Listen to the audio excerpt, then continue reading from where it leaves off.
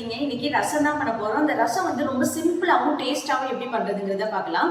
அதுக்கு முன்னாடி இந்த ரசத்துல என்னென்ன சீக்ரெட்லாம் இருக்கு அப்படிங்கறத எல்லாத்தையுமே ஓப்பனா சொல்ல போறோம். இந்த வீடியோவை ஸ்கிப் பண்ணாம பாருங்க. வாங்க வீடியோக்குள்ள போலாம். தக்காளி ரசம் பண்றதுக்கு ஒரு 4 தக்காளியை வேக வச்சு எடுத்து வச்சுக்கலாம். இதுக்கு ஃபர்ஸ்ட் இந்த மாதிரி தக்காளியை பிளஸ் போட்டு எடுத்து வச்சுக்கோங்க. அப்பதான் வந்து உரிக்கிறதுக்கு ஈஸியா இருக்கும். தக்காளி நல்லா குக்காய் வந்துருச்சு. இந்த மாதிரி தோல் உரிக்கிற பதத்துக்கு வெந்தா போதும். இப்போ நல்லா ஆற வச்சுட்டு இதை உரிச்சு எடுத்துட்டு காமிக்கிறேன். தக்காளி எல்லாத்தையும் ஸ்கின் எல்லாம் நீக்கிட்டு எடுத்து வச்சிருக்கேன். இதை அப்படியே சேர்த்துக்கலாம். புளியை ஊற வச்சிருக்கேன். பாருங்க எந்த அளவுக்கு ஊற வச்சிருக்கேன்னு. ரொம்ப கம்மியான குவான்டிட்டி தான் எடுத்திருக்கேன். அப்பதான் வந்து தக்காளியோட டேஸ்ட் அதிகமாகவும் புளியோட டேஸ்ட் கம்மியாகவும் தெரியும். புளியை வந்து கம்மியா சேர்த்துக்கோங்க, தக்காளியை வந்து அதிகமா சேர்த்துக்கோங்க. இப்போ இதை அப்படியே சேர்த்துக்கலாம். தக்காளியும் புளியும் நல்லா மிக்ஸ் ஆகுற அளவுக்கு நல்லா கரைச்சி விட்டுக்கோங்க. இது வந்து கரண்டி வச்சு கரைச்சா அந்த அளவுக்கு டேஸ்ட் இருக்காது. உங்க கைப்பக்குவத்துல தான் இந்த ரசம் செம்ம டேஸ்டா இருக்கும். அதனால கையாலையும் நல்லா கரைச்சி விட்டுக்கோங்க. மிக்சிலலாம் சேர்த்து அடிக்காதீங்க. இந்த மாதிரி கையால கரைச்சி விடும்போது தான் ரசம் வந்து நல்ல டேஸ்டா இருக்கும். நல்லா கரைச்சாச்சு. கொஞ்சமா மஞ்சள் பொடி சேர்த்துக்கலாம், கொஞ்சம் பெருங்காய பொடி, இதெல்லாம் சேர்த்து நல்லா மிக்ஸ் பண்ணிக்கலாம். ஒரு 3 சின்ன வெங்காயம், ஒரு பச்சை மிளகாய் எடுத்து வச்சிருக்கேன். இது எல்லாத்தையும் உரல்ல போட்டு இடிச்சுக்கலாம். அந்த மாதிரி உரல்ல ஜஸ்ட் இப்படி நல்லா வந்து நசுக்கி எடுக்க போறேன். இப்போ இந்த மாதிரி நசுக்கி எடுத்ததை அப்படியே எடுத்துக்கலாம். பாருங்க இந்த மாதிரி தான் இருக்கு. வெங்காயம் பச்சை மிளகாய் இது ரெண்டையும் அப்படியே சேர்த்துக்கலாம்.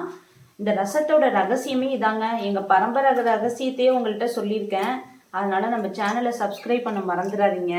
புளியும் தக்காளியும் சேர்த்து கரைச்சி வச்சாச்சு. இப்போ ஒரு 1/2 டீஸ்பூன் ஜீரகம் சேர்த்துக்கோங்க, 1/2 டீஸ்பூன் மிளகு சேர்த்துக்கலாம், கொஞ்சமா சோம்பு, ரொம்ப கம்மியான குவான்டிட்டி சோம்பு சேர்த்துக்கலாம், கொஞ்சம் கொத்தமல்லி இலை, ஒரு 2-3 கருவேப்பிலை, கடைசியா பூண்டு சேர்த்துக்கலாம்.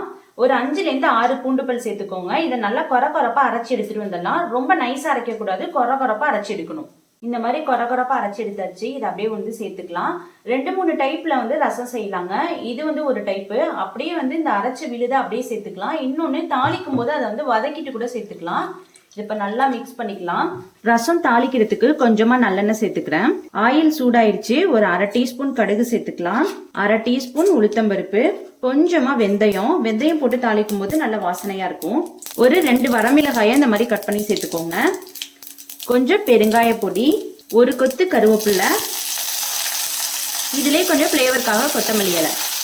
நல்லா பொரிஞ்சு வந்துருச்சு எல்லாமே. இப்ப கடைசியா நம்ம கரைச்சி வச்ச அந்த தக்காளி புளி தண்ணியை சேர்த்துக்கலாம். ரசம் லைட்டா நரக்கட்டி வந்திருக்கு. இந்த ஸ்டேஜ்ல தேங்காய் பால் சேர்த்துக்கலாம். நான் வந்து ஒரு 4லேருந்து 5 டீஸ்பூன் தேங்காயை துருகி இந்த மாதிரி பால் எடுத்து வச்சிருக்கேன். நீங்க ஸ்டார்டிங்கே சேர்த்தீங்கன்னா அதோட டேஸ்ட் தெரியாது, இப்பதான் சேர்க்கணும். இப்ப கடைசியா வந்து கொஞ்சமா உப்பு சேர்த்துக்கலாம். கரைக்கும் போதே உப்பு சேர்க்காதீங்க, இந்த மாதிரி டயத்துலதான் சேர்த்தா ரொம்ப டேஸ்டா இருக்கும்.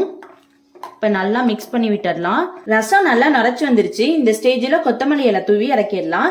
ரொம்ப சூப்பரான இந்த தக்காளி ரசம் ரெடி ஆயிடுச்சு. இந்த வீடியோ உங்களுக்கு பிடிச்சிருந்துச்சுன்னா சப்ஸ்கிரைப் பண்ணுங்க, லைக் பண்ணுங்க, மறக்காம பெல் ஐகானை கிளிக் பண்ணிடுங்க. தேங்க்யூ ஃபார் வாட்சிங்.